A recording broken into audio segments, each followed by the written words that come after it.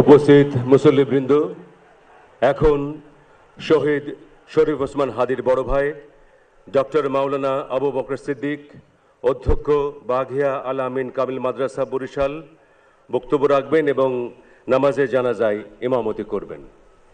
আসসালামু আলাইকুম ওয়া রাহমাতুল্লাহি ওয়া বারাকাতুহু। নাহমাদুহু ওয়া নুসাল্লি আলা রাসূলিহিল কারীম, আম্মা বা'দ। ফাআউযু বিল্লাহি মিনাশ শাইতানির রাজীম। বিসমিল্লাহির রহমানির রহিম। কুল্লু নাফসিন যায়িকাতুল মাউত। সাদাকাল্লাহুল আযীম। সম্মানিত হাজিরিন, আজকের এই লক্ষ লক্ষ তৌহিদি জনতা, আপনারা হাজির হয়েছেন আমার কলিজার টুকরা ছোট ভাই শহীদ শরীফ ওসমান হাদির জানাজার নামাজে অংশগ্রহণ করার জন্য। সম্মানিত হাজিরিন, আপনারা জানেন শহীদ ওসমান হাদি তিনি স্বাধীনতার সার্বভৌমত্ব রক্ষার জন্য এই বাংলাদেশের 18-20 কোটি মানুষের কাছে একটি মেসেজ দিয়েছিলেন কিভাবে একটি স্বাধীনতার সার্বভৌমত্ব রক্ষা করতে হয়। আজকের বড় পরিতাপের বিষয়, আমার বলার মতো কোনো অবস্থা নেই।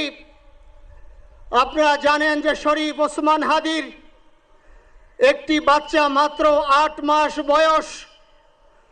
ওর বাচ্চা যখন জন্ম হয়েছে আমাকে বলেছেন, ভাই আমার বাচ্চার জন্য একটি নাম নির্বাচন করেন, যেই নামের মধ্যে বিপ্লবী চেতনা থাকবে। আমার সন্তানের জন্য একটি নাম নির্বাচন করেন, যেই নামটা সাহসিকতার পরিচয় বহন করবে। আমি অনেক যাচাই বাছাই করে ওর সন্তানের নাম দিয়েছিলাম ফিরিনাস, বিপ্লবী এবং সাহসী। সম্মানিত ভাইয়েরা, আজকের ওর সন্তানের চেহারার দিকে তাকানো যায় না। আজকের আমার মা প্রায় পাগল হয়ে যাচ্ছে, জ্ঞান হারিয়ে ফেলছে। আমার ভাই বোন তারা পাগল হয়ে যাচ্ছে। আমার 6 ভাই বোনের মধ্যে সবচেয়ে ছোট ছিল শরীফ ওসমান হাদি। আজকের তার লাশ আমার কাঁধে বহন করতে হচ্ছে। আজকের আপনাদের কাছে আমার কোনো দাবি নাই, শুধু একটি দাবি। 7 থেকে 8 দিন হয়ে গেল দিবালোকে প্রকাশ্যে রাজধানী ঢাকায় জুমার নামাজের পরে খুনি প্রকাশ্যে গুলি করে যদি পার পেয়ে যায়, এর চেয়ে লজ্জার আমাদের আর কিছু নাই। যদি বর্ডার পাস হয়ে যায়, 5 থেকে 7 ঘন্টা সময় তারা কেমন করে গেল, এই প্রশ্ন জাতির কাছে রেখে গেলাম। আমার কোনো চাওয়া পাওয়া নাই। আমার ভাই ওসমান হাদি শহীদ হয়েছে, ওর শহীদি তামান্না ছিল। আপনারা ওর বক্তব্য শুনেছেন, আপনারা শহীদ ওসমান হাদির টক শো শুনেছেন। ও সব সময় শহীদি তামান্না করত। হয়তো আল্লাহ তাআলা ওর শহীদি সেই মত নসিব করে দিয়েছেন।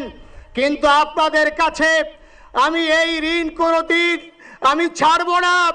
আমার ভাই শরীফ ওসমান হাদির বিচার যেন প্রকাশ্যে এই বাংলার জমিনে আমরা দেখতে পারি।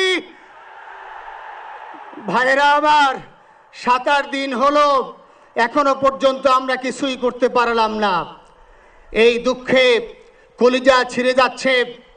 আমরা ওসমান হাদির জন্য দোয়া করি, আমরা ওর সন্তান ওর স্ত্রীর জন্য দোয়া করি। ওর সন্তান মাত্র 8 মাস বয়স। গতকালকে যখন ওর কাছে নিয়ে আসছে, সবাই বাবাকে দেখাবে ওসমান হাদিকে। আমি বললাম কি লাভ হবে, ও তো কোনোদিন ওর বাবার চেহারা কথা বলতে পারবে না। ওর ছেলে আর কোনোদিন জানবে না যে আমার বাবা কেমন ছিল। ভাইরা আমার, ওসমান হাদি আর ফিরে আসবে না। ওসমান, তুমি দেখে যাও, লক্ষ লক্ষ জনতা, তৌহিদি জনতা তোমার জন্য পাগল।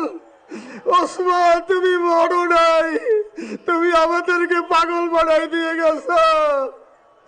আল্লাহর কাছে আমরা সবাই দোয়া করি, আল্লাহ যেন আমার ভাই শহীদ শরীফ ওসমান হাদিকে জান্নাতুল ফিরদাউসের মেহমান হিসেবে কবুল করেন। আল্লাহ তাআলার কাছে দোয়া করছি, আয় আল্লাহ তাআলা, আমরা যারা বেঁচে আছি ইমানের সাথে স্বাধীনতার সার্বভৌমত্ব রক্ষা করে তৌহিদের দ্বীপ বাংলাদেশকে যেন আমরা রক্ষা করতে পারি, সেই তৌফিক আল্লাহ তাআলা আমাদের নসিব করুন। আপনাদের সবার কাছে দোয়া চাচ্ছি।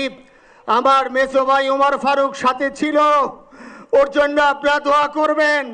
আমার ছোট বোন মাসুমা অ্যাবনর্মাল হয়ে গেছে, তাকে চিকিৎসা করাচ্ছি, ডাক্তাররা বলছে অনেক বেশি সমস্যা। আমাদের পরিবারের জন্য একটু দোয়া করবেন। আমাদের আর কোনো চাওয়া পাওয়া নাই। শরীফ ওসমান হাদি তুমি বেঁচে থাকো, আমরা ওর জন্য দোয়া করি। আল্লাহ তাআলা শরীফ ওসমান হাদিকে জান্নাতের সর্বোচ্চ মাকাম নসিব করুন, আমিন। আসসালামু আলাইকুম ওয়া রাহমাতুল্লাহি ওয়া বারাকাতুহু। জানাজার নামাজ শুরু হইতেছে। 4 তাকবীরের ফরজে কিফায়া জানাজার নামাজ আমরা আদায় করব।